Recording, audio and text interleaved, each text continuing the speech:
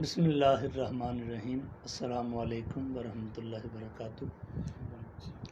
ناظرین اکرام، ایک مرتبہ پھر ایک نئے موضوع کے ساتھ نور رمضان پروگرام میں آپ کو خوش آمدید کہتے ہیں۔ رمضان المبارک کا بابرکت اور عظمت والا شان والا مہینہ، اور رمضان المبارک کا آج دوسرا عشرہ شروع ہو چکا ہے، جو کہ مغفرت اور بخشش کا عشرہ ہے۔ آقا کریم صلی اللہ علیہ وسلم نے فرمایا، حضرت ابو ہریرہ روایت کرتے ہیں کہ میں ایک دن میں 70 مرتبہ استغفار کرتا ہوں، اور ایک حدیث مبارکہ کے مطابق نبی کریم علیہ السلام نے فرمایا میں 100 مرتبہ استغفار کرتا ہوں۔ حالانکہ امام الانبیاء صلی اللہ علیہ وسلم گناہوں سے معصوم ہیں، وہ تو امام الانبیاء ہیں، لیکن استغفار کیا کرتے تھے اپنی امت کو تعلیم دینے کے لیے۔ تو اللہ تعالیٰ اس بندے سے بڑا راضی ہوتا ہے، اگر گناہ ہو جائے تو وہ اللہ تعالیٰ کی طرف جو ہے وہ توجہ کرتا ہے، اللہ تعالیٰ سے معافی طلب کرتا ہے، استغفار کرتا ہے، بخشش کرتا ہے۔ تو اس عشرہ کے اندر خصوصی طور پر ہمیں استغفار کرنا چاہیے، اللہ تعالیٰ سے اپنے گناہوں کی معافی مانگنا چاہیے۔ نور رمضان کے اندر جو ہمارا موضوع ہے بڑا ہی اہم ترین موضوع ہے، اور وہ موضوع ہے جس سے ہر انسان کو واسطہ پڑتا ہے۔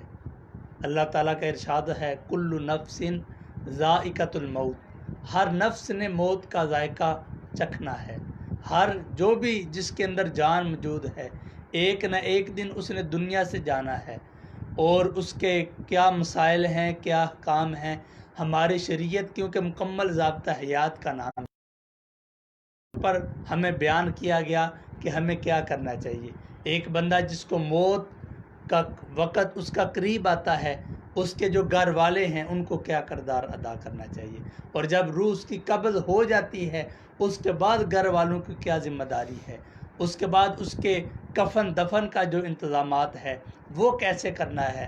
ہماری شریعت نے مکمل طور پر ہر مسئلہ کے متعلق ہمیں رہنمائی فرمائی ہے۔ تو آج کل ہمارے معاشرے کے اندر جہالت کی بنیاد ایسے کام کر دیے جاتے ہیں جن کا شریعت کے ساتھ کوئی تعلق نہیں ہے، اور وہ کام بندے کیوں کرتے ہیں؟ جہالت کی وجہ سے، علم ہی نہیں ہے، اور اس کی وجہ سے پھر دنیا کے اندر بھی پریشانیوں کا سامنا کرنا پڑتا ہے، اور آخرت کے اندر بھی بندے کو پشیمانی کا سامنا کرنا پڑے گا۔ تو آئیں ناظرین کرام، ہمارے ساتھ علماء کرام موجود ہیں، آپ کے بھی جو مسائل ہوں گے اس کے متعلق کوشش کیا کریں، موضوع کے ریلیٹڈ جو سوالات ہیں وہی کیا کریں۔ میرے ساتھ موجود ہیں علامہ رضوان اشرف نقشبندی صاحب اور علامہ فیصل محمود قادری صاحب، وہ ہمارے سوالات کے جوابات دیں گے۔ ان کا میں شکریہ ادا کرتا ہوں کہ اپنے قیمتی اوقات میں سے جو ہے وہ وقت نکالتے ہیں۔ علامہ رضوان صاحب، آپ سے میں آغاز کروں گا۔ موت سے پہلے جو بیماری ہے، بیمار کی عیادت کرنے کی بھی بڑی فضیلت اور اہمیت نبی کریم صلی اللہ علیہ وسلم نے بیان فرمائی ہے۔ اس پر تھوڑی سی روشنی ڈالیں کہ بیمار کی عیادت کرنے کی کیا اہمیت ہے۔ بسم اللہ الرحمن الرحیم۔ سب سے پہلے تو علامہ صاحب میں آپ کا شکر گزار ہوں۔ دوسرا جو آپ نے سوال کیا ہے بیمار کے حوالے سے، یاد رکھے ناظرین، بیمار بندے کی عیادت کرنا یہ اللہ کے پیارے محبوب علیہ السلام کی محبوب ترین سنتوں میں سے ایک ہے۔ اللہ، اور جب ہم اللہ کے نیک بندے اولیاء دیکھتے ہیں اور ان کی تصوف کے اندر بھی، ان کی زندگی کے اندر بھی جس چیز کا ہمیں غالب رنگ نظر آتا ہے وہ یہ ہے کہ وہ بھی بیمار بندے کی ضرور عیادت کرتے ہیں۔ اللہ، اور پھر علامہ صاحب جو آپ نے پوچھا کہ بیمار بندے کی عیادت کرنے کی فضیلت کیا ہے، اس کی بے شمار عظمت ہے، بے شمار فضیلت ہے۔ دیکھیں، سب سے پہلے نمبر پر تو ہمیں یہ یاد رکھنا چاہیے کہ جو مسلمان بھائی ہمارا بیمار ہو، اس مسلمان بھائی کی عیادت کرنا، اللہ کے محبوب علیہ السلام نے فرمایا کہ یہ اس کا حق ہے، اللہ، اس بیمار بندے کی ضرور عیادت کی جائے۔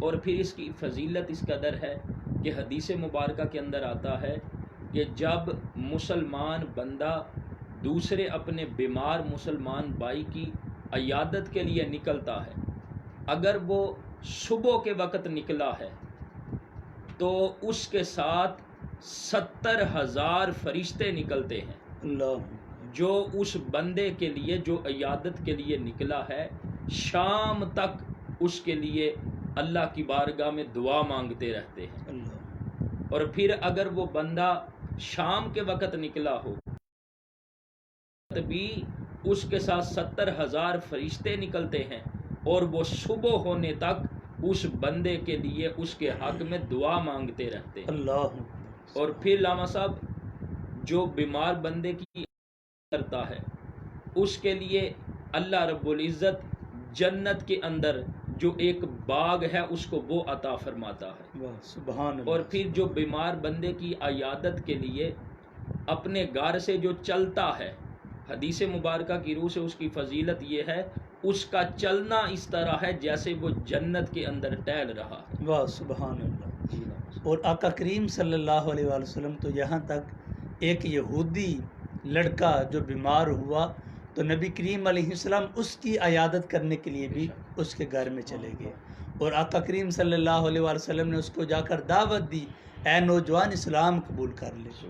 اس نے اپنے باپ کی طرف دیکھا تو اس کا باپ کہنے لگا جو تمہیں مسلمانوں کے نبی کہتے ہیں مان لے۔ اس نے کلمہ پڑھا، دنیا سے چلا گیا۔ تو آقا کریم صلی اللہ علیہ وسلم نے خوشی کا اظہار فرمایا اور ارشاد فرمایا اللہ تعالیٰ نے اس نوجوان کو جہنم کی آگ سے بچا لیا ہے۔ تو یہ ہمارے آقا و مولا صلی اللہ علیہ وسلم کی سنت مبارکہ ہے، یہ آپ کے اخلاق ہیں۔ علامہ فیصل صاحب، اگر کسی بندے کا موت کا وقت آ جاتا ہے گھر کے اندر تو باقی جو گھر والے ہیں ان کا کردار، ان کا کام کیا ہونا چاہیے؟ اعوذ باللہ من الشیطان الرجیم، بسم اللہ الرحمن الرحیم۔ علامہ صاحب نے جو آج موضوع رکھا ہے نہایت ہی اہم موضوع ہے۔ جی ہر شخص کو ان باتوں کا جاننا، ان کا سیکھنا، ان پر عمل کرنا جو ہے وہ ضروری ہے۔ جی لہذا جتنے بھی سامعین ہیں وہ آخر تک جو ہے وہ ضرور اس پروگرام کو دیکھیں بے شک۔ تاکہ جو اپنی زندگی کے ضروری مسائل ہیں، خاص کر کے موت اور اس کے حوال، کفن دفن کے مسائل، اس کو جان سکیں۔ دیکھو علامہ صاحب، وہ شخص جس کی موت قریب ہے، جس پر نزع کی حالت طاری ہے، اللہ تو گھر والے موجود ہیں، سب سے پہلے علامت کیا ہے کہ جس پر نزع کی حالت طاری ہو جائے، اس کا جو ناک ہے وہ ٹیڑھا ہو جاتا ہے، اس کی آنکھیں پھر جاتی ہیں، اللہ اس کی پیشانی پر جو ہے وہ پسینہ آ جاتا ہے۔ اور میں وضاحت کرتا چلوں اچھی اور بری موت کی جو حضور علیہ السلام نے وضاحت فرمائی ہے، اللہ اور یہ جو آپ کے لائبریری میں کتاب پڑھی ہوئی ہے امام قرطبی رحمۃ اللہ علیہ کی، اس کے اندر بھی موجود ہے۔ جی امام قرطبی جب کسی شخص کی موت ہے، اللہ اکبر، پسینہ آنا اور اس کی آنکھوں سے آنسو آنا موت کے وقت، گویا کہ وہ رب تعالیٰ کی بارگاہ میں شرمندگی کا اظہار کر رہا ہے۔ اللہ تعالیٰ اس کی بخشش فرما دیتا ہے۔ پھر فرمایا کہ موت کے وقت جس کی آواز، جس طرح اونٹ جو ہے وہ چلاتا ہے، اس طرح اس کی آواز نکلے، تو یہ اس کی بری موت کی علامت ہے۔ اللہ تو علامہ صاحب، جس کی موت کا وقت قریب آ جائے تو سب سے پہلے ضروری ہے کہ گھر والے اس کا منہ جو ہے وہ قبلہ شریف کی طرف، اس کی دائیں طرف کریں، جی یہ ضروری ہے۔ پھر اس کے بعد اگر ممکن ہو تو منہ نہیں کر سکتا، تکلیف ہے موت کی، چت کے بل جو ہے وہ سیدھا لٹا دیں۔ جی پھر اگر اس طرح ممکن نہیں تو پھر کیا کریں، اگر اس کی پاؤں جو ہے وہ قبلہ شریف کی طرف ہونے دیں، لیکن اس کے تھوڑا سا اوپر اٹھا دیں جی تاکہ اس کا چہرہ جو ہے وہ قبلہ شریف کی طرف رہے۔ پھر اس کے بعد کیا کرنا ہے، تلقین کا مرحلہ آ جاتا ہے، اور حضور کا فرمان ہے کہ جب موت کا وقت قریب ہو تو اس کے پاس کوئی نازیبا گفتگو نہ کرو، کہ اس وقت جو بھی دعا مانگی جائے فرشتے اس پر آمین کہتے ہیں۔ اللہ اس لیے ایسے وقت پر جو ہے وہ صبر کا جو ہے وہ دامن تھامے رکھیں، منہ سے ایسے الفاظ نہ نکالیں جس کی وجہ سے جو ہے وہ جتنے اعمال ہیں وہ برباد ہو جائیں۔ پھر اس کو کلمہ کی تلقین کی جائے، جس پر نزع کی حالت داری۔ اب تلقین کرنے کا طریقہ کیا ہے، اس سے اصرار نہیں کرنا کہ تو کلمہ پڑھ، نہیں، اس سے یہ بھی نہیں کہنا، حکم بھی نہیں دینا کہ تو کلمہ پڑھ، اصرار بھی نہیں کرنا، بلکہ اس کے پاس بلند آواز سے جو ہے وہ کلمہ طیبہ کی جو ہے اس کو تلقین کی جائے، پڑھا جائے، جی کہ سن کے وہ بھی جو ہے وہ کلمہ طیبہ پڑھ لے. اور جو کلمہ طیبہ پڑھ لیتا ہے، اس کی فضیلت بارے میں حدیث مبارکہ سناتا چلوں کہ حضور علیہ السلام کا فرمان ہے افتحوا علی صبیانکم بکلمۃ لا الہ الا اللہ، کہ جب جو ہے وہ بچہ پیدا ہو تم اس کی ابتدا جو ہے وہ کلمہ طیبہ سے کرو، جی پھر جب فوت ہونے لگے تو تم اس کو شہادتین کی تلقین کرو. تلقین کیا ہے کہ اس کے پاس تم جو ہے وہ شہادتین پڑھو، کہ سن کے وہ کلمہ شہادت پڑھ لے. جی پھر ہوگا کیا، ثم عاش الف سنۃ. حضور علیہ السلام نے کہ اگر جب پیدا ہوا کلمہ طیبہ پڑھتے ہوئے جو بولا، جب اس دنیا سے گیا کلمہ شہادت پڑھتے اس دنیا سے گیا، پھر ہوگا کیا کہ اگر 1000 سال بھی زندہ رہا اللہ تعالیٰ اس سے ایک گناہ کے متعلق بھی سوال نہیں فرمائے گا. اللہ، اتنی فضیلت ہے شہادتین کی. جی. اس وقت جو ہے وہ صبر کرتے ہوئے شہادتین کی جو ہے وہ تلقین کریں. اور ناظرین کرام، ایک مرتبہ اس میں علامہ صاحب یہ بھی مسئلہ ہے، ایک مرتبہ جب وہ کلمہ پڑھ لے ہاں جی تو دوبارہ نہیں اس کو کہنا چاہیے. اگر وہ کوئی بات کرتا ہے کلمہ کرنے کے بعد، کوئی دنیا کی بات، پانی مانگتا ہے یا کوئی بات کرتا ہے، تو پھر دوبارہ تلقین کر سکتے ہیں. ہاں جی. اور اس کے تلقین کا طریقہ علامہ صاحب نے یہ بیان کیا کہ اس کے پاس کلمہ پڑھا جائے تاکہ وہ بھی سن کر پڑھنا شروع کر دے. پھر جو ہے وہ مستحب ہے جو اس کے رشتہ دار ہیں، جو اس کے ہمسائے ہیں، جو اس کے دوست ہیں، اس کے پاس آ جائیں تاکہ وہ انس محسوس کرے. پھر جو ہے وہ اس وقت رحمت کے فرشتے نازل ہوتے ہیں. اللہ، حدیث مبارکہ میں آتا ہے کہ جس گھر کے اندر کتا ہو جو شوکیہ رکھا جاتا ہے یا تصویر ہو، وہاں پر جو ہے وہ رحمت کے فرشتے نہیں اترتے. تو جہاں پر جو ہے وہ قریب المرگ آدمی ہے وہاں پر تصویر اور جو ہے وہ کتا نہیں ہونا چاہیے. اور جو جنبی ناپاک آدمی ہے، حیض اور نفاس والی عورتیں بہتر ہیں وہ بھی نہ ہوں، وہ بھی نہ ہوں، کہ وہاں پر رحمت کے فرشتے جو ہے وہ اترتے ہیں. اس کے بعد جو ہے وہ کیا کیا جائے، اگر جو ہے وہ نزع کی حالت کے اندر تکلیف ہے، حضور علیہ السلام نے کہ اس کے پاس سورہ یاسین پڑھیں، سورہ رعد کی تلاوت کریں. پھر اس کے بعد جو ہے وہ جب اس کی موت ہو جائے اس کی آنکھیں بند کی جائیں، اس کے بازو کو جو ہے اس کے پہلو میں رکھ دیا جائے، سینے پر نہ رکھا جائے. ہاتھ یہ کفار کا طریقہ حضور نے سے منع فرمایا کہ اس کے بازو کو سینے پر نہیں رکھنا بلکہ اس کی انگلیاں کھولی جائیں، اس کے بازو کو جو ہے اس کے پہلو میں رکھا جائے. پھر جو ہے وہ اس کی آنکھیں بند کر دی جائیں. آنکھیں بند کرنے والا دعا کیا پڑھے، بسم اللہ وعلی ملت رسول اللہ صلی اللہ علیہ وسلم، اللہم یسر علیہ امرہ وسہل علیہ ما بعدہ واسعدہ بلقائک واجعل ما خرج الیہ خیر مما خرج عنہ. یہ دعا پڑھے. اگر کسی کو عربی دعا یاد نہ ہو تو اپنی زبان کے اندر دعا مانگ سکتا ہے. کیا دعا مانگے کہ اللہ کے نام کے ساتھ اور رسول اللہ صلی اللہ علیہ وسلم کے دین پر، اے اللہ تو اس کا معاملہ اس پر آسان فرما. دیکھو ہمارا دین جو ہے مرنے کے وقت بھی مسلمان کے ساتھ کتنی شفقت جو ہے وہ اس کا کہنے کا اس کے بارے فرما رہا ہے کہ اے اللہ تو اس کے معاملے کو اس پر آسان فرما، اور جو اس کے بعد اس کا معاملہ ہوگا اس کے اندر بھی آسانی پیدا فرما. اور اے اللہ اپنی ملاقات کے ساتھ جو ہے اس کو سعادت بخش، اور جس جگہ سے وہ نکل رہا ہے اس سے بہتر اس کو جگہ عطا فرما.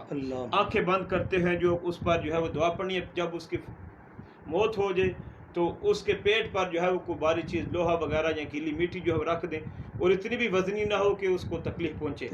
بس کیوں رکھنی ہے کہ اس کا پیٹ جو ہے وہ نہ پھولے نہ.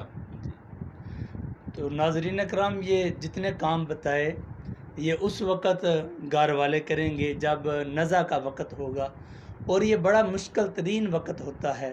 حضرت موسیٰ علیہ السلام کے متعلق آتا ہے، آپ سے پوچھا گیا کہ آپ نے کیسا وہ وقت پایا. آپ نے فرمایا ایک مثال دے کر، ایسے ہی ہے جس طرح زندہ چڑیا پکڑ کر اس کو کسی برتن میں رکھ کر آگ پر رکھ دیا جائے، نہ موت آتی ہے اور نہ جان چھوٹتی ہے. تو یہ بڑا مشکل وقت ہے. اس سے مکمل طور پر جو گھر والے ہیں ان کو کردار ادا کرنا چاہیے، سورہ یاسین کی تلاوت کرنی چاہیے، اور اللہ تعالیٰ کے حضور صدقات و خیرات اگر ہو سکے، صدقات و خیرات سے بھی مشکلات اللہ تعالیٰ ٹال دیتا ہے.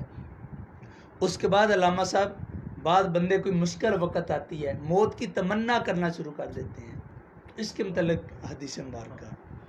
موت کی تمنا، موت کے بارے میں علامہ صاحب نے سوال کیا.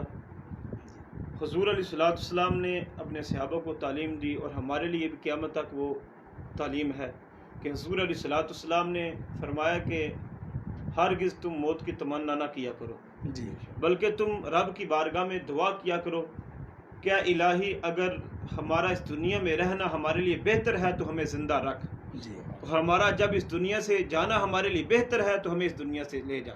لے جا وہ جو مصائب آتے ہیں، جو آزمائشیں آتی ہیں، اس وجہ سے تنگ آ کر موت کی خواہش کرنا یہ حرام ہے۔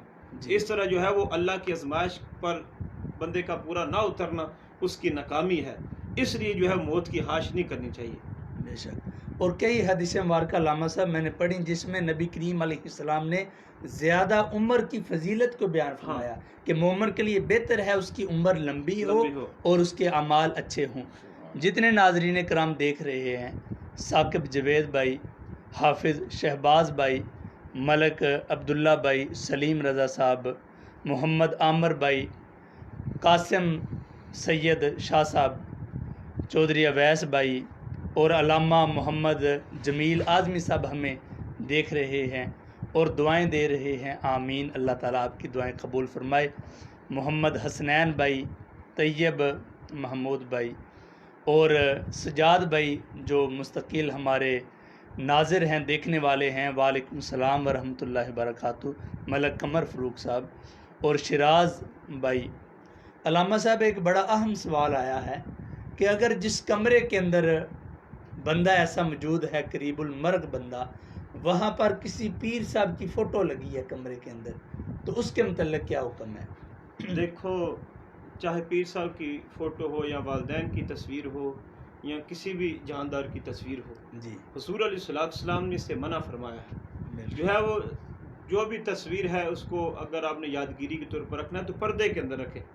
احترام بھی یہی ہے کہ تصویر کو جو ہے پردے کے اندر چھپا کے رکھیں، اور ہم جو سامنے دیواری پر لگا دیتے ہیں، اس طرح کئی دفعہ بے ادبی ہو جاتی ہے۔ اور چاہے جس کی بھی تصویر ہو، جب قریب المرگ آدمی ہو یا جب ہم قرآن کی تلاوت کرنے لگے ہیں، نماز ادا کرنے لگے ہیں، بہتر ہے یہ کہ اس کو پردے کے اندر رکھ دیا جائے۔ بے شک، کوئی بھی یعنی کہ جاندار کی، ہاں جی، چاہے کتے بلی کی تصویر ہو یا کسی گھر کے فرد کی تصویر ہو یا کسی پیر صاحب کی تصویر ہو، ہاں بے جان یعنی کہ پہاڑوں کی تصاویر ہیں یا درختوں کی تصاویر ہیں، خانہ کعبہ شریف کی تصویر ہے، تو اس میں کوئی حرج نہیں ہے۔ علامہ فضل داد صاحب ہمارے دوست، ہمارے بھائی، وہ بھی اس وقت ہمیں دیکھ رہے ہیں، احسان اللہ بھائی، ذیشان ہمایوں بھائی، جتنے احباب، یہ بڑا ناظرین کرام اہم ترین پروگرام ہے، اس کو ضرور اپنی مصروفیات ترک کر کے اس کو مکمل طور پر دیکھیں۔ انشاءاللہ تعالی آپ کے علم کے اندر اضافہ ہوگا اور ایسی باتوں کا آپ کو علم ہوگا جن کا جاننا آپ کے لیے انتہائی ضروری ہے۔ جی علامہ صاحب، اس کے بعد مرحلہ آتا ہے غسل کا۔ غسل کس کو کروانا چاہیے؟ کیا کوئی گاؤں کے اندر کوئی اسپیشل بندہ ہے اس کو بلا لیا جائے یا کون حقدار ہے زیادہ؟ علامہ صاحب، آپ نے غسل کے متعلق سوال کیا۔ سب سے پہلے غسل کا حکم کیا ہے؟ غسل دینا فرض کفایہ ہے۔ مطلب کیا کہ اگر ایک بندہ گاؤں کے اندر فوت ہو گیا، کسی نے غسل نہ دیا تو سب گناہ گار ہوں گے۔ جی، اب غسل کس کو دینا چاہیے آپ نے سوال کیا۔ بہتر تو یہ ہے کہ جو اس کے قریبی رشتہ دار ہیں وہ غسل دیں، کہ اگر جو ہے وہ غسل دیتے ہوئے اس کا چہرہ تبدیل ہو گیا یا کوئی ایسی بات جو ہے وہ ظاہر ہوگی جس کو وہ ظاہر کرنا ناپسند کرتا ہے، جی، وہ اس پر پردہ ڈالیں گے۔ وہ پردہ بھی ڈالنا چاہیے۔ تو اب ہمارے ہاں کیا ہوتا ہے کہ غسل جو ہے وہ ایک بندہ مقرر کیا ہوتا ہے جی، کہ ہمیشہ وہی غسل دیتا ہے۔ اب علامہ صاحب، اس کے ضمن کے اندر جو ہے وہ میں یہ بھی بات جو ہے وہ بتاتا چلوں کہ غسل کی اجرت کے بارے میں، جی، جی، کہ اگر گاؤں کے اندر کوئی اور آدمی موجود نہیں، صرف ایک آدمی غسل دیتا ہے تو اس کے لیے جو ہے وہ اجرت لینا جائز ہے۔ جی، اگر اور بھی غسل دینے والے موجود ہیں، وہ غسل دیتا ہے تو وہ اجرت نہیں لے سکتا۔ جی، جی، یہ غسل کا مسئلہ ہے۔ اب جو ہی آدمی فوت ہو تو اس کے کفن دفن کے اندر جلدی کرنی چاہیے۔ اس کے بارے میں جو بیماری کی حالت میں فوت ہوا، اچانک جو فوت ہوا سکتے کی وجہ سے، اس کے لیے انتظار کرنا چاہیے تاکہ اس کی موت کا یقین ہو جائے۔ جی، جو فوت ہوا پھر اس کے بعد کیا کرنا ہے؟ جو ہے وہ جو تختہ ہوتا ہے، جو پھٹا، جی، پھٹا میت جس کو پر غسل دیا ہاں جائے۔ غسل دیا جاتا ہے، جی، اس کے اوپر رکھنا ہے۔ پھر ہماری شریعت نے کتنی جو ہے وہ عزت دی ہے مردے کو۔ جی، اس پھٹے کو بھی حکم ہے کہ 3 بار یا 5 بار یا 7 بار دھونی دی جائے خوشبودار چیز کی. جی آج کل اگربتیاں مل جاتی ہیں، وہ جلا کر دھونی دی جا سکتی ہے. جی اور جو ہے وہ مردے کو بھی دھونی دی جائے. پھر جب پھٹے پر رکھ دیا جاتا ہے تو پانی جو ہے اس کے اندر بیری کے پتے ڈال لیے جائیں. جی بیری کے پتے پانی کو گرم کر کے اس کے اندر بیری کے پتے ڈال کے گرم کر لیں. اس کے اندر جو ہے وہ صفائی بہترین ہوتی ہے. جی اور آج کل صابن بھی مل جاتا ہے، اس کو بھی استعمال کر سکتے ہیں. اب علامہ صاحب غسل دینے کا طریقہ کیا ہے؟ جو قریبی ہے یا جو غسل دیتا ہے، یعنی کہ جو بیٹا ہے جو اپنے باپ کو جس طرح بیٹا ہاتھ لگا سکتا ہے اور کوئی بندہ ہاتھ نہیں لگا سکتا، جس طرح ایک بھائی اپنے بھائی کے جسم کو ہاتھ لگا سکتا ہے، کوئی بندہ آپ اجرت دے کر بے شک اس کو بلاتے ہیں، اس طرح وہ صفائی نہیں کرے گا. کیونکہ جو اجرت والا ہے وہ اس طرح کی محبت نہیں کرتا جس طرح کہ بیٹا اپنے باپ سے یا بھائی اپنے باپ سے محبت کرتا ہے. بالکل تو درست. اب جو ہے وہ غسل دینے کا مرحلہ آ گیا. اب وہاں پر صرف غسل دینے والا یا جو اس کا معاون ہے اس کو ہونا چاہیے، جی اور پردے کا انتظام ہونا چاہیے. پھر اس کے بعد غسل کس طرح کرانا ہے؟ سب سے پہلے جس طرح نماز کی طرح وضو کروایا جاتا ہے، جی وضو کروائیں اور روئی کے ساتھ جو ہے وہ کلی کی جگہ جو ہے وہ روئی استعمال کر لیں. پانی نہیں ڈالنا منہ کے اندر یا ناک کے اندر جو ہے وہ روئی استعمال کر لیں. پھر وضو کروانے کے بعد پھر اس کو جو ہے وہ بائیں طرف پر لٹائیں، دائیں طرف جو اوپر کر لیں. جی وضو کے اندر پورا مسح بھی کرنا ہے، پاؤں بھی دھونے ہیں جس طرح پھر جو ہے وہ اس کے پہلے دائیں طرف پر پانی ڈالنا ہے. جی پھر جب تہتے تک پانی پہنچ جائے، اس کا پورا دائیں طرف جب گیلا ہو جائے، پانی پہنچ جائے، پھر بائیں طرف پانی ڈالنا ہے. جو ہے ایک بار پانی بہانا یہ فرض ہے، اور 3 بار جو ہے وہ جسم پر پانی بہانا یہ سنت ہے. اب جو ہے وہ اس کا جو چہرہ ہے، اس کی داڑھی، اس کے بعد جو ہے اس پر جو ہے وہ صابن استعمال کر سکتا ہے. اس کے جسم پر صابن جو ہے وہ استعمال کریں تاکہ صحیح طریقے سے جو ہے وہ اس کا غسل ہو جائے. اب غسل دینے کے بعد اس کو تھوڑا سا کندھو کی سے اٹھا کے، سر کو پکڑ کے کندھو پہ اٹھا کے، اب علامہ صاحب اس کو سختی کے ساتھ ہاتھ نہیں لگانے، جی سر، بلکہ نرمی کے ساتھ. جس طرح زندہ کو اگر سخت ہاتھ لگائیں تکلیف ہوتی ہے، اس طرح مردے کو بھی تکلیف ہوتی ہے. اس کو جب نرمی کے ساتھ اوپر اٹھانا ہے، اس کے پیٹ پر ہاتھ مارنا ہے اس طرح کہ اگر اس کے جسم کے اندر کوئی نجاست ہے وہ نکل جائے، پھر اس کو دھو ڈالنا ہے. جی تو غسل کرنے سے پہلے جو استنجا ہے وہ تھیلیاں بنی ہوتی ہیں، وہ جو ہے وہ غسل کرانے والا جو ہے وہ تھیلیوں کے ساتھ جو ہے وہ استنجا کروا لے. پھر جو بعد میں جو نجاست نکلے گی پھر جو اس کو دھو ڈالیں. پھر اس کے بعد جو ہے وہ غسل لٹانے کی ضرورت نہیں ہے. جی علامہ صاحب، اس میں ایک یہ بھی مسئلہ پوچھا جاتا ہے کہ آیا غسل کے دوران اگر میت کے ناخن بڑے ہیں، ان کو یا بال بڑے ہوئے ہیں داڑھی کے یا سر کے، ان کو کاٹ سکتے ہیں یا نہیں کاٹ سکتے؟ ہاں، علامہ صاحب نے بڑا اچھا سوال کیا کہ میت کو کنگھی کرنا، میت کے بال کاٹنا، میت کے ناخن کاٹنا، جی میت کی مونچھیں کاٹنا، اس کے بارے میں کیا حکم ہے؟ جی تو جب بندہ فوت ہو جائے، اب نہ ہم اس کو کنگھی کر سکتے ہیں جو بناؤ سنگار ہوتا ہے، نہیں کر سکتے، نہ اس کے بال کاٹ سکتے ہیں، نہ اس کی مونچھیں کاٹ سکتے ہیں، نہ اس کے ناخن کاٹ سکتے ہیں. اگر کسی نے کاٹ دیے تو حکم یہ ہے کہ جو بال کاٹے یا جو ناخن کاٹے وہ کفن کے ساتھ جو ہے وہ ساتھ رکھ کے ان کو دفن کیا جائے. جی، یعنی کہ بہتر یہ ہے کہ ناخن اور بالوں کو نہ کاٹا جائے. جی علامہ صاحب، ایک سوال پوچھا گیا ہے.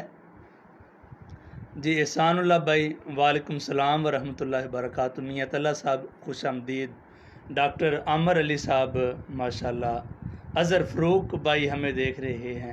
تمام ناظرین کو خوش آمدید، شکریہ. جی علامہ صاحب، اس کے بعد یہ سوال لے لیتے ہیں، اس کے بعد دوبارہ آتے ہیں. اگر کسی بندے کا ایکسیڈنٹ ہو جاتا ہے اور ایکسیڈنٹ کے اندر اس کی جو حالت ہے جسم کی وہ بڑی نازک ہو جاتی ہے، یعنی کہ غسل کے قابل نہیں رہتا، تو اس کے متعلق ناظرین کو آگاہ فرمائیں. ہاں، علامہ صاحب نے بڑا اچھا سوال کیا ہے کہ ایکسیڈنٹ ہوا یا ایسی موت ہوگی کہ اس کا جسم پھول گیا کہ اب اس کو ہاتھ لگانا ممکن نہیں ہے. جی تو اب فقہا نے کہا کہ اس کو ہاتھ نہ لگائیں، صرف دور سے اس کے جسم پر پانی بہا دیں تو اس کا غسل ہو جائے گا. کیونکہ اب مجبوری ہے تو اب جو ہے وہ اس کا غسل ہو جائے گا، دور سے پانی بہانا پڑے گا کیونکہ ہاتھ لگانا ممکن نہیں ہے. بالکل صحیح ہے. اس کے علاوہ پوچھا گیا کہ ٹھیک ہو گیا. اس کے بعد علامہ صاحب کفن کی باری آ جاتی ہے. مرد کا کفن کیا ہوگا اور عورت کا کفن کیا ہوگا؟ علامہ صاحب، میں اختصار کے ساتھ جو کفن سنت ہے اس کی بات کرتا ہوں. جی کیونکہ آج کل خوشحالی کے دن ہے جی اتنی مجبوری کے دن ہی ہر ایک کو کفن یا میسر ہو جاتا ہے۔ جی کفن مرد کے لیے 3 کپڑے سنت ہے۔ مرد کے لیے 3 ہاں، کپڑے، ایک لفافہ جس کو بڑی چادر بولتے ہیں، جی ایک اظہار جس کو تہ بند بولتے ہیں، جی ایک قمیض۔ اب ان کی مقدار کتنی ہونی چاہیے؟ اس کے اندر جو ہے وہ ہمارے ہاں جو ہے اکثر لوگ جو ہے وہ غلطی کرتے ہیں، خاص کر کے جو کفن بناتے ہیں ان کو جو ہے بتانا چاہیے اور ان کو سیکھنا بھی چاہیے کہ کفن کس طرح تیار کرنا ہے۔ لفافہ جو بڑی چادر ہوتی ہے وہ سر اور پاؤں سے اتنی زائد ہو کہ اس کو باندھا جا سکے، بالکل صحیح، اور جو ہے وہ تہ باندھ جس کو اظہار بولتے ہیں وہ سر کے بھی برابر ہو اور پاؤں کے بھی برابر ہو۔ اب قمیض کی باری آئی، اس کے اندر جو ہے وہ اکثر لوگ غلطی کرتے ہیں، کیا کرتے ہیں کہ پیچھے سے جو ہے وہ آدھی رکھتے ہیں، کمر کی آدھی تک آتی ہے، جی اور آگے جو ہے گھٹنوں کے نیچے سے لے کے جاتے ہیں۔ جی حالانکہ سنت یہ ہے کہ دونوں طرفیں برابر ہو، جی پیچھے سے بھی اور آگے سے بھی۔ برابر، اور جو مرد کی قمیض ہے اس کو جو ہے وہ کندھوں کی جانب سے چیرا جاتا ہے۔ جی ہمارے ہاں کیا ہوتا ہے، چاہے عورت کی قمیض ہو چاہے مرد کی قمیض ہو، اس کو جو ہے وہ گلے سے چیر دیتے ہیں، جی بلکہ مرد کا جو کفن ہے اس کی قمیض کو جو ہے وہ اس کو کندھوں سے چیرا جاتا ہے، اور کفن کے اندر سلائی اور آستینیں جو ہے وہ نہیں ہونی چاہیے، نہیں ہونی چاہیے، یہ جو ہے وہ سنت کے خلاف ہے۔ جی اور پھر عورت کا کفن جو ہے وہ 5 کپڑے ہوتا ہے، کیا کیا؟ 3 یہ اظہار، بڑی چادر، تہ بند اور قمیض، اور اس کے بعد سر پہ جو چادر دی جاتی ہے جس جی کو اوڑھنی بولتے ہیں، اوڑھنی، اوڑھنی بولتے ہیں، اور سینے بند۔ سینہ بند، اب عورت کے کفن کے اندر اکثر جو ہے وہ عورتیں غلطی کرتی ہیں اور کسی جی کی بات نہیں مانتی، جی حالانکہ سنت کے مطابق ہونا چاہیے۔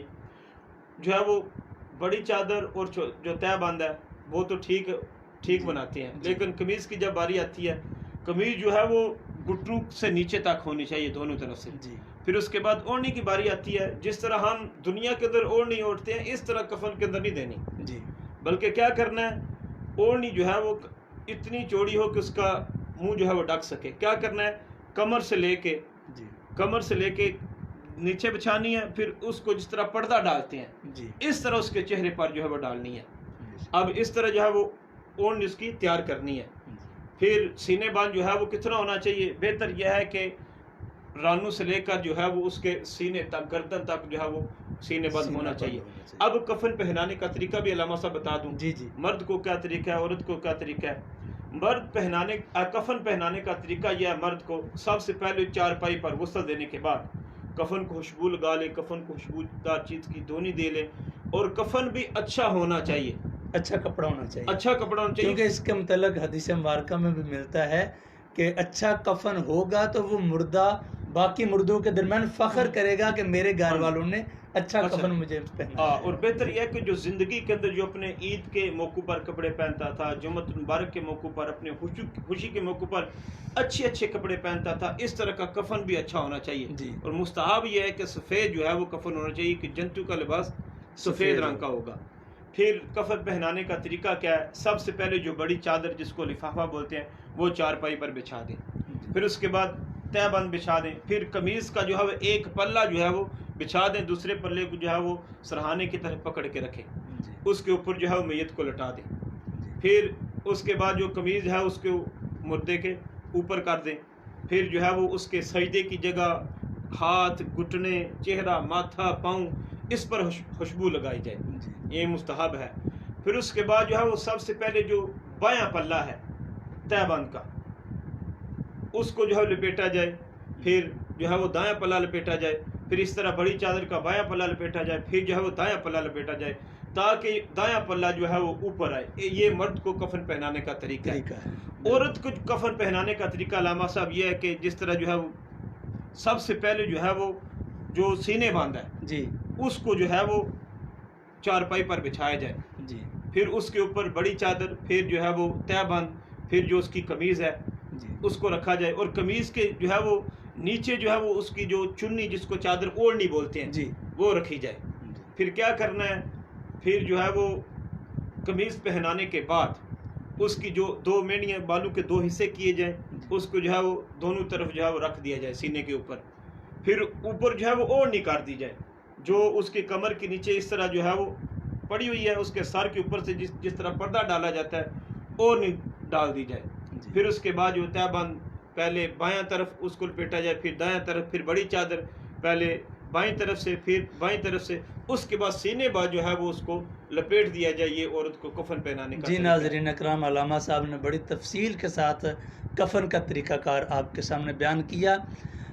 بہتر تو یہ ہے کہ گھر والے یہ کام کریں، کفن بھی اور غسل بھی، لیکن اگر ان کو علم نہ ہو تو علاقہ کے اندر جو عالم دین ہیں، امام صاحب ہیں، جو جاننے والے ہیں، ان کو پاس کھڑا کیا جا سکتا ہے۔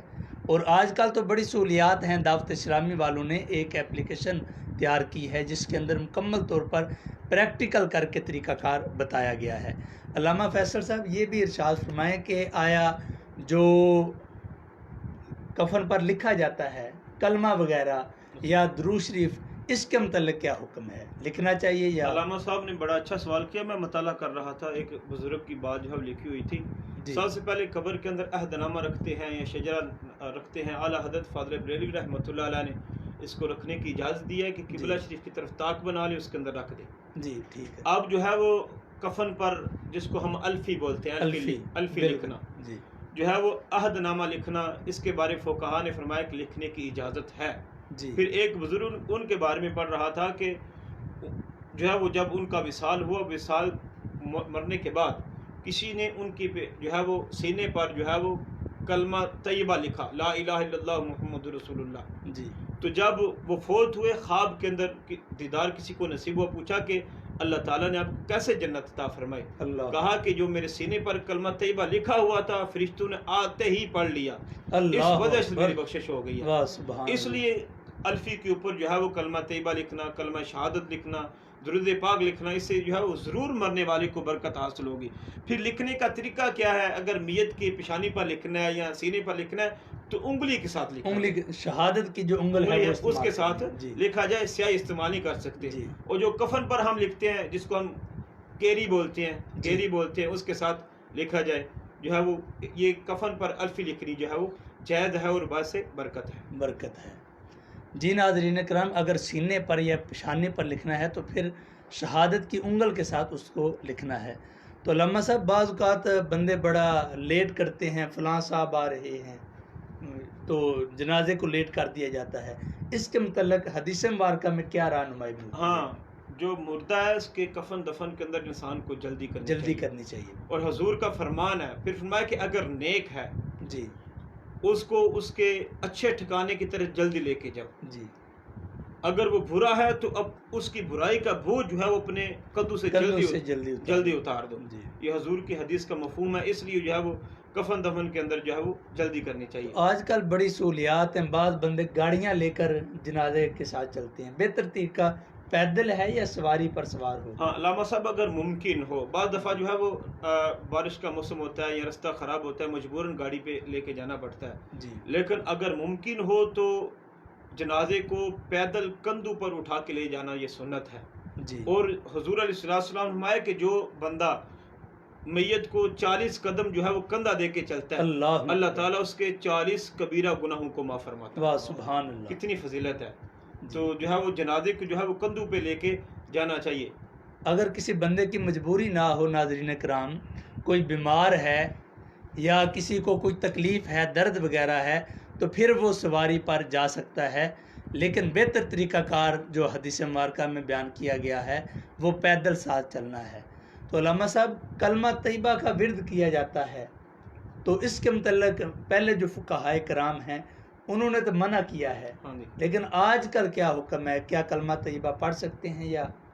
ہاں، کلمہ طیبہ پڑھنے کے متعلق جو ہے علامہ صاحب نے بڑا اچھا سوال کیا ہے۔ اس سے پہلے یہ بات سنیں کہ علامہ صاحب نے کہا کہ پہلے فقہا نے منع فرمایا۔ جی، پہلے فقہا کہتے ہیں کہ جنازے کے ساتھ خاموشی کے ساتھ جو ہے وہ جانا چاہیے، خاموشی کے اور ساتھ، دل کے اندر جو ہے اپنی موت کے متعلق جو آخرت کے حوال ہیں ان کے متعلق سوچنا چاہیے، گفتگو کرنے کی بھی اجازت نہیں ہے۔ لیکن اس پرفتن دور پہلے لوگوں کی کیا حالت ہوتی تھی جب جنازے کے ساتھ جاتے تھے؟ کیا حالت ہوتی تھی؟ ہر ایک بندے کی جو ہے وہ آنسو گر رہے ہوتے تھے، ایسی کیفیت ہوتی تھی۔ اب اس دور کے اندر ہماری یہ حالت ہے کہ کئی جنازے ہم اپنے ہاتھوں سے اٹھاتے ہیں، لیکن ذرا برابر بھی ہمیں جو ہے وہ ہمارے عمل کے اندر تبدیلی نہیں آتی۔ تو ہوتا کیا ہے، لوگ جو ہے وہ کہکہ لگا کے جنازے کے ساتھ جا رہے ہوتے ہیں، اور حضرت عبداللہ بن مسعود رضی اللہ تعالیٰ عنہ انہوں نے ایک آدمی کو جو ہے وہ جنازے کے ساتھ کہکہ لگاتے ہوئے دیکھا. آپ نے فرمایا کہ میں زندگی بھر تیرے ساتھ کبھی کلام نہیں کروں گا, تو جو ہے وہ جنازے کے ساتھ جو ہے کہکہ لگاتے ہوئے جا رہا ہے. ہمارے علامہ صاحب اکثر لوگ جو ہے وہ دنیاوی گفتگو کے اندر مشغول ہوتے ہیں, نہ کسی کو کوئی درد ہوتا ہے, نہ کوئی تکلیف ہوتی ہے, نہ ہی آخرت کے بارے میں سوچتے ہیں. تو اس لیے فقہا نے فرمایا کہ بہتر یہ ہے کہ ایسی حالت کے اندر جو ہے وہ کلمہ شریف کا ذکر کرتے ہوئے جو میت کو جو ہے وہ جنازہ گاہ کی طرف لے کے جائیں, کلمہ شریف کا ذکر جو ہے وہ کر سکتے ہیں. ظاہر ہے دنیا کی باتیں ہیں, اگر کلمہ شریف نہیں ہوگا تو پھر دنیا کی باتیں ہوگی. تو بہتر یہ ہے اونچی آواز میں کلمہ شریف پڑھا جائے تاکہ سب کی زبان پر کلمہ شریف جاری ہو جائے. اس کے بعد علامہ صاحب جنازہ پڑھا جاتا ہے, تو جنازہ کے اندر اگر کسی کو دعا یاد نہ ہو, جو اللہم اغفر لی حیینا, وہ دوسری دعا رب اجعلنی بھی پڑھ سکتا ہے. لیکن جنازہ پڑھنے کے بعد جو دعا مانگی جاتی ہے, اس دعا مانگنے پر بھی کچھ لوگ اعتراض کرتے ہیں. اس کے متعلق کیا حکم ہے دعا مانگنے کے متعلق؟ اب دیکھو علامہ صاحب, پہلے میں ذرا تفصیل کے ساتھ عرض کر دوں. جنازے کا حکم کیا ہے؟ اس کے 2 رکن ہیں نماز جنازہ کے. کھڑے ہو کر نماز جنازہ ادا کرنا اور 4 تکبیریں کہنا. کہ جب امام اللہ اکبر کہے تو جو مقتدی ہیں ان کو بھی اپنی زبان کے ساتھ اللہ اکبر کہنا ضروری ہے. اللہ اکبر. ہمارے لوگ جو ہے اس کے اندر کوتاہی کرتے ہیں, دل کے اندر جو ہے وہ نماز جنازہ ادا کرتے ہیں, دوسری نمازیں بھی دل کے اندر پڑھتے ہیں, قرات نہیں کرتے. یہ غور و فکر کرنے کی بات ہے کہ جب امام اللہ اکبر کہے تو تم نے بھی اپنی زبان کے ساتھ جو مقتدی ہیں انہوں نے اللہ اکبر کہنا ہے تاکہ ان کی نماز جنازہ ادا ہو جائے. تو پہلی تکبیر کے بعد ثنا پڑھی جاتی ہے, دوسری تکبیر کے بعد درود پڑھا جاتا ہے, تیسری تکبیر کے بعد دعا پڑھی جاتی ہے, چوتھی تکبیر کے بعد جو ہے وہ دونوں ہاتھ چھوڑ کے سلام پھیرا جاتا ہے. اب جو ہے وہ نماز جنازہ کے بعد جو دعا ہے, بعض لوگ کہتے ہیں کہ یہ بدعت ہے, اس کو نہیں مانگنا چاہیے, حضور نے نہیں مانگی, قبر پہ بھی دعا مانگنے کو منع کرتے ہیں. حالانکہ حضور علیہ السلام کی حدیث مبارکہ سے یہ ثابت ہے.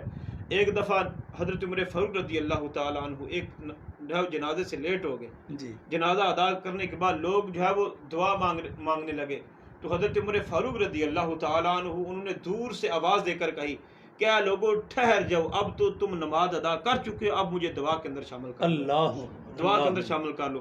اور حضور علیہ السلام کا فرمان ہے کہ آپ جو ہے وہ ایک صحابی کی قبر پر کھڑے ہوئے اور آپ نے اپنے صحابہ سے فرمایا کہ اے میرے صحابہ, اپنے بھائی کے لیے جو ہے وہ تم جو ہے وہ استقامت کی دعا کرو. اب جو ہے وہ اس سے سوال و جواب ہو رہے ہیں. تو اب جو ہے وہ قبر پر تلقین ہے, دعا ہے, اور اس کو جو ہے وہ قرآن کریم کی جو ہے وہ آیات پڑھ کر ان کو بخشنا, یہ حضور علیہ السلام کی حدیث مبارکہ سے ثابت ہے. انشاءاللہ اصالہ صاحب کا جو موضوع ہے, جو دعا کا موضوع, علیحدہ موضوع ہے, تفصیل کے ساتھ جو علامہ صاحب جو ہے. ناظرین اکرام, ایک بڑی اہم ترین نقطہ علامہ فیصل صاحب نے بیان کیا کہ بعض بندے جنازہ پڑھنے جاتے ہیں, وہاں جا کر نا امام صاحب اللہ اکبر کہتے ہیں, ہاتھوں کو اٹھایا اور منہ بند کر کے کھڑے ہو جاتے ہیں. یہ طریقہ کار غلط ہے. اللہ اکبر کہنا یہ نماز جنازہ کا رکن ہے. جب امام صاحب اللہ اکبر کہیں گے تو آپ نے اپنے منہ کے ساتھ الفاظ کو ادا کرنا ہے, آپ نے بھی آہستہ آواز کے اندر اللہ اکبر کہنا ہے. اسی طرح 4 تکبیروں میں پہلے امام صاحب اللہ اکبر کہیں گے, اس کے بعد پھر آپ نے اللہ اکبر کہنا ہے. اگر ثنا نماز جنازہ کی مخصوص ہے, اگر کسی کو یاد نہ ہو تو نماز عام نماز والی پڑھی جا سکتی ہے. اسی طرح درود پاک خاص ہے نماز جنازہ والا, وہ کسی کو یاد نہ ہو تو عام نماز والا درود ابراہیمی پڑھا جا سکتا ہے. اسی طرح تیسری تکبیر کے بعد کوئی بھی دعا پڑھی جا سکتی ہے. اور چوتھی تکبیر کے بعد بھی علامہ صاحب عام طور پر بعض بندے ہاتھ باندھے سلام پھیرتے ہیں, بعض بندے ایک ہاتھ چھوڑتے ہیں, دوسرا ہاتھ بعد میں چھوڑتے ہیں. تو اس کے لیے حکم یہ ہے, جو ہی چوتھی تکبیر کہی جائے تو اپنے ہاتھوں کو چھوڑ کر آپ نے سلام پھیرنا ہے. ذیشان بھائی ہمیں دیکھ رہے ہیں, حافظ حسن بھائی جلال پور صوبتیاں سے, چودھری تنویر صاحب الحمدللہ ہمارے مستقل ناظر ہیں, روزانہ ہمیں دیکھتے ہیں, خوش آمدید. عبدالرؤف بھائی ہمارے بھائی ہیں, یہ بھی ہمیں اس وقت دیکھ رہے ہیں. جی میاں طلحہ صاحب نے علامہ صاحب ایک سوال کیا ہے, ایسا آدمی جس کا چہرہ کعبہ سے پھر جائے تو اس کے لیے کیا حکم ہے, اور جب اس کو قبر میں اتار دیا جائے تو اس کا چہرہ کس طرف بندے کو کرنا چاہیے؟ جی دیکھو, میں نے پہلے بھی عرض کیا ہے کہ جب قریب المرگ آدمی ہو تو اس کا چہرہ قبلہ شریف کی طرف کرنا چاہیے. جی. اور قبر کے اندر رکھنے کے بعد حکم ہے کہ اس کو دائیں پہلو پر جو ہے وہ کر دیں مردے کو، اس کا چہرہ قبلہ شریف کی طرف کر دیں. اگر قبلہ شریف کی طرف جو ہے وہ رکھنے کے باوجود اس کا چہرہ قبلے کی طرف نہیں رہتا تو اس کو اسی حالت پر چھوڑ دیا جائے. اللہ بہتر جانتا ہے کہ اس کا معاملہ کیا ہے. ہماری تو بس کوشش ہے کہ جب ہم ایک دفعہ قبر میں اس کو اتاریں تو اس کا چہرہ جو ہے وہ قبلہ شریف کی طرف کر دیں. تو اس کے بعد جب آپ نے قبر کو تیار کر دیا تو قبر کو تیار کرنے کے بعد جو حدیث مبارکہ میں معمولات بتائے گئے ہیں، یعنی کہ مردے کو تلقین کرنا تاکہ وہ سوالات میں آسانی ہو، اور قبر پر ٹہنی وغیرہ لگانا یا پانی چھڑکنا یا ذکر اذکار کرنا سورۃ البقرہ کے ابتدائی اور آخری کو، اس کے متعلق ناظرین کو بتائیں. علامہ صاحب نے بڑا ہی اچھا سوال کیا ہے کہ اکثر عوام جو ہے وہ اس بات کو نہیں سمجھتی. وہ تو سمجھتے ہیں کہ ایسے علامتیں ہیں، نشانی ہیں، جی جی یا مٹی بٹھانے کے لیے ہم کرتے ہیں جو پانی ڈالتے ہیں. بڑا اہم سوال کیا ہے. جب مردے کو قبر کے اندر رکھ دیا جاتا ہے، پہلی چیز کہ جو آگ سے بنی ہوئی چیز ہے وہ مردے کے نزدیک نہیں ہونی چاہیے. جی جو پہلی غلطی ہم قبر کے اندر کرتے ہیں. جی جی جو پکی اینٹ ہے جو قبر کے اندر وہ استعمال نہیں کرنی چاہیے، مکروہ ہے، فقہاء نے لکھا ہے. جی تو پھر جب مٹی ڈال دی جاتی ہے اس کے بعد جو ہے وہ مرحلہ آتا ہے مٹی جو ہے وہ اس کی قبر کو کوہان نما بنایا جائے. جس طرح اونٹ کی کوہان ہوتی ہے، یہ سنت ہے، اس طرح اس کی قبر کو بنایا جائے. پھر جو ہم ٹہنیاں لگاتے ہیں علامہ صاحب، جی جی اکثر آدمی کو بتایا بھی ہے لیکن اس کا باوجود جو ہے وہ لوگ کیا کرتے ہیں، وہ کہتے ہیں کہ ٹہنی لے کے ہم نشانی لگا لیں. حالانکہ ٹہنی نشانی کے لیے نہیں ہوتی. جی حضور علیہ الصلوۃ والسلام کی بڑی مشہور و معروف حدیث مبارکہ کہ حضور علیہ الصلوۃ والسلام باہر نکلے، آپ نے جو ہے وہ دو قبر والوں کو دیکھا. اختصار کے ساتھ عرض کرتا ہوں جی جی کہ ان دونوں کو جو ہے وہ عذاب ہو رہا ہے. جی. پھر آپ علیہ الصلوۃ والسلام نے یہ بھی بتا دیا کہ ایک چگلی کھاتا تھا، ایک پیشاب کے چینٹوں سے نہیں بچتا جی. تھا، اس وجہ سے ان کو عذاب ہو رہا ہے. گویا کہ آپ ان کی زندگی کے سارے معاملات کو جانتے ہیں. جی پھر آپ علیہ الصلوۃ والسلام نے کیا کیا، آپ کے صحابہ دیکھ رہے ہیں. آپ علیہ الصلوۃ والسلام نے کھجور کی تر شاخ کو لیا، اللہ اس کے 2 حصے کیے جی اور دونوں قبر والوں پر ایک ایک شاخ لگا دی. پھر صحابہ نے عرض کی یا رسول اللہ ہم سمجھے نہیں، جی یہ آپ کا عمل قیامت تک کے اللہ آنے والوں کے لیے سنت بن گیا ہے. اللہ لیکن اس معاملے سے پردہ اٹھائیں، معاملہ کیا ہے. آپ علیہ السلام نے فرمایا کہ جب تک یہ ٹہنیاں جو ہے وہ تر رہیں گی، ذکر کرتی رہیں گی، اور مرنے والے سے جو ہے وہ جو قبر والے اللہ تعالیٰ ان سے عذاب کو اٹھا لے. اللہ اکبر. اگر شاخیں اللہ کا ذکر کریں تو اس کی برکات قبر والے کو نصیب ہوتی ہیں، اور اگر انسان اشرف المخلوقات قرآن کی تلاوت کرے اور پڑھ کے دعا مانگے تو یقیناً اس درجہ کا اللہ جو ہے وہ اجر و ثواب. قبر اب والے علامہ صاحب جو قبر کے اندر جو ہے پانی ڈالتے ہیں، جی جب حضور علیہ الصلوۃ والسلام کا وصال مبارک ہوا، آپ کا جو ہے مزار مبارک جو ہے بنائے، قبر مبارک بنائی گئی، تو حضرت بلال رضی اللہ تعالیٰ عنہ نے پانی لے کر جو آپ کی قبر پر چھڑکا. اس سے پتہ چلا کہ پانی چھڑکنا جو ہے وہ سنت ہے قبر پر. سنت مبارکہ ہے. پھر فقہاء نے کہا کہ پانی چھڑکنے سے تعبیر یہ ہے کہ پانی چھڑکنے سے جو ہے اللہ تعالیٰ قبر کے اندر جو ہے اس کو سکون جو ہے وہ سکون کی دولت عطا فرمائے گا. اس لیے قبر پر جو ہے وہ پانی چھڑکا جاتا ہے. جی اور سورۃ البقرہ کی آیات کی تلاوت. اب جو ہے وہ مستحب یہ ہے کہ جو سورہ بقرہ کا جو پہلا رکوع الف لام میم سے لے کر مفلحون تک جی یہ پڑھا جائے، اور اب یہ سرحانے کی طرف پڑھا جائے، اور پاؤں کی طرف جو ہے وہ اس کا آخری رکوع جو ہے وہ سورہ بقرہ کا وہ پڑھا جائے. پھر مرنے کے بعد جو ہے وہ قبر والے کو تلقین کی جائے. تلقین کرنا سنت ہے.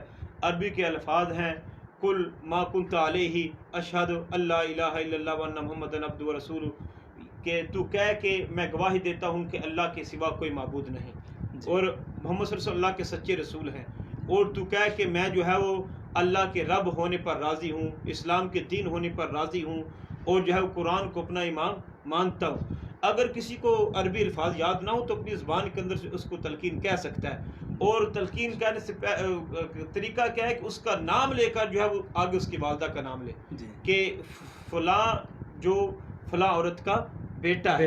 اگر ماں کا نام یاد نہ ہو تو فقہاء فرماتے ہیں کہ حضرت حوا سلام اللہ علیہ کا نام لے کر جو ہے اس کو تلقین کی جائے. جی علامہ صاحب ماشاءاللہ. اس کے بعد دعا مانگی جائے اور اللہ تعالیٰ کی بارگاہ میں التجا کی جائے کہ اللہ تعالیٰ اس کی بخشش فرمائے. ایک حدیث مبارکہ میں اس کا میں مفہوم عرض کرتا ہوں کہ نبی کریم علیہ السلام نے کھڑے ہو کر اللہ کا ذکر کیا، الحمدللہ، سبحان اللہ، اللہ اکبر. تو صحابہ نے عرض کیا یا رسول اللہ اس کی کیا وجہ ہے؟ تو آقا کریم علیہ السلام نے فرمایا اس اللہ والے پر قبر تنگ ہوئی، میں نے ذکر کیا، ذکر کی برکت سے اللہ تعالیٰ نے قبر کو کشادہ فرما اور دیا۔ مستحب ہے کہ جب دفن کریں اور ایک اونٹ ذبح کرنے کی مقدار اور جتنی دیر لگتی ہے گوشت تقسیم کرنے میں بنانے میں، مستحب یہ ہے کہ آدمی وہاں پر قبر پر موجود ہو، جی تاکہ حضور نے فرمایا کہ قبر والا جو ہے وہ اس سے انس محسوس کرے گا، اس کی وحشت کے اندر کمی ہوگی۔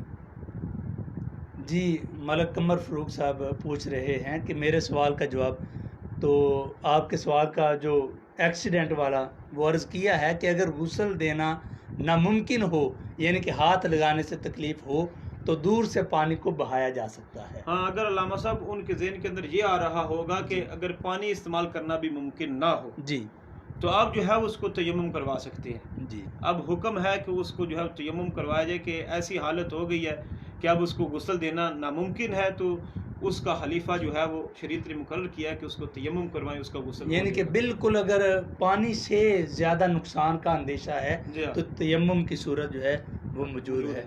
جی ناظرین کرام، آج کا ہمارا بڑا ہی حساس اور اہم ترین پروگرام تھا۔ آپ نے اپنی ذمہ داری کو نبھاتے ہوئے اس کو شیئر کرنا ہے، اپنے دوسروں تک اس پیغام کو پہنچانا ہے، اور آپ کے ذہن کے اندر اس کے متعلق کوئی بھی سوال ہو تو آپ اس سوال کا جواب علماء کرام سے لے سکتے ہیں، کمنٹ میں سوال کو پوچھا جا سکتا ہے۔ اب دعا سے پہلے ہم خصوصی طور پر آج ایک نوجوان عالم دین لاہور کے اندر ہمارے دوست، ہمارے بھائی صاحبزادہ نعیم عارف نوری صاحب، ان کا انتقال ہوا، تو ان کے لیے بھی ہم دعائے مغفرت کریں گے۔ علامہ صاحب، موت کی حقیقت کیا ہے؟ بسم اللہ الرحمن الرحیم۔ جی قبلہ علامہ صاحب، یہ جو ہماری زندگی ہے، جی اس کا ایک ایک جو لمحہ گزر رہا ہے، ہر گزرنے والا لمحہ ہم سب کو موت کے قریب کرتا جا رہا ہے، اللہ، اور موت ایک ایسی حقیقت ہے جس کی قرآن پاک کے اندر اس کے بارے میں بیان فرمایا کہ ما تسبق من امت اجلھا وما یستاخرون، کہ جب کسی بندے کے لیے موت کا وقت آتا ہے تو ایک لمحہ بھی وہ آگے پیچھے نہیں ہٹ سکتا۔ تو جو علامہ صاحب، جو موت ہے، ہم میں سے ہر ایک یہ کہتا ہے کہ ہم نے مرنا ہے۔ اللہ، اب کسی بچے سے پوچھے وہ بھی کہتا ہے کہ ایک نہ ایک دن مرنا ہے۔ نوجوان سے پوچھے وہ بھی کہتا ہے مرنا ہے۔ بزرگ جو بوڑھے لوگ ہیں وہ تو ویسے ہی موت کے قریب ہو جاتے ہیں۔ جی جب ہم یہ کہتے ہیں کہ مرنا ہے تو میرے آقا صلی اللہ علیہ وسلم کی حدیث مبارکہ جس کا مفہوم یہ ہے کہ بندے کے لیے جو سب سے بڑی نصیحت ہے وہ موت ہے۔ اللہ، تو ہم دیکھتے ہیں بچوں کے جنازے پڑھتے ہیں، نوجوانوں کے جنازے پڑھتے ہیں، بزرگوں کے جنازے پڑھتے ہیں، یہ سارا کچھ دیکھ کر، موت کی حقیقت کو دیکھ کر بھی ہماری آنکھیں نہیں کھلتی۔ اللہ، حالانکہ یہ جو ہم زبان سے کہتے ہیں نا مرنا ہے، ہمیں اللہ کی بارگاہ میں یہ دعا مانگنی چاہیے کہ اے ہمارے رب، یہ جو زبان سے ہم کہہ رہے ہیں، کاش اس موت کی حقیقت کی جو ہمارا دل ہے وہ بھی گواہی دینی شروع کر۔ اللہ اکبر، اللہ اکبر۔ بڑے خوبصورت انداز میں موت کی حقیقت کو علامہ صاحب نے بیان کیا۔ مومن اور کافر کی موت بھی جدا گانا ہوتی ہے۔ وہ مشہور حدیث مبارکہ حضرت موسیٰ علیہ السلام والی، ان کی بارگاہ میں بھی موت کا فرشتہ آیا، لیکن علامہ صاحب آپ نے تمانچہ مارا اللہ، تو اس کی آنکھ کا ڈیلا باہر نکل آیا، وہ اپنے ہاتھ پر رکھ کر اللہ کی بارگاہ میں حاضر ہو جاتا ہے۔ تو اللہ تعالیٰ کی بارگاہ میں عرض کرتا ہے، اللہ کیسے بندے کے پاس تو نے بھیجا تم جو مرنا ہی نہیں چاہتا؟ تو یہ اللہ والوں کی موت تھی۔ اللہ نے فرمایا جاؤ موسیٰ کو کہو ایک بیل کے اوپر اپنا ہاتھ رکھیں، ان کے ہاتھ کے نیچے جتنے بال آئیں گے اللہ تعالیٰ ہر بار کے بدلے میں نیکیاں عطا فرمائے گا۔ علامہ صاحب، مومن اور کافر کی موت میں تھوڑا سا فرق بیان نہ کروں، جی اجازت دیں۔ جی جی حدیث مبارکہ کے اندر آتا ہے کہ جب بندہ مومن کی موت کا وقت قریب آتا ہے تو اس بندہ مومن کے پاس بھی اللہ تعالیٰ کی طرف سے فرشتے اترتے ہیں، اللہ، اور وہ فرشتے اپنے ساتھ جنت کا لباس لے کے آتے ہیں، خوشبودار معطر کیا ہوا، واہ سبحان اللہ۔ کستوری کے ساتھ معطر وہ جنتی لباس لے کے آتے ہیں، اور بندہ مومن سے کیا کہتے ہیں کہ اے بندہ مومن، اے پکیزہ نفس، تیرا رب تجھ سے راضی ہے، یعنی تو اللہ کی بارگاہ میں عظمتوں اور کرامتوں کے ساتھ تو حاضر ہو، اللہ، اور اس بندہ مومن کی جو جان ہے وہ اس طرح قبض کر لی جاتی ہے جیسے آٹے سے بال نکال لیا جاتا ہے۔ اور پھر قبلہ علامہ صاحب جب بندہ مومن کی روح کو قبض کر لیا جاتا ہے تو وہ جو فرشتے جنتی لباس لے کے آتے ہیں اس بندہ مومن کی جو روح ہے اس جنتی لباس کے اندر لپیٹ کر مقام العلیین کی طرف اس کو بھیج دیا جاتا ہے۔ یہ تو بندہ مومن کی موت ہے۔ اللہ، اور دوسری طرف جو کافر کی موت ہے اس کے پاس بھی اللہ کی طرف سے فرشتے آتے ہیں، اور اس کے پاس جو لباس لے کے آتے ہیں وہ دوزخ کے ٹاٹ کا لباس ہے، اللہ، اور پھر انتہائی زیادہ سختی کے ساتھ ترش روئی کے ساتھ اس خبیث نفس خبیث روح کو قبض کیا جاتا ہے انتہائی زیادہ سختی کے ساتھ، اور اس سے یہ کہا جاتا ہے کہ جا پلٹ اپنے رب کی طرف، تیرا رب تجھ سے انتہائی زیادہ غضبناک ہے، یعنی تیرا رب تجھ سے ناراض ہے۔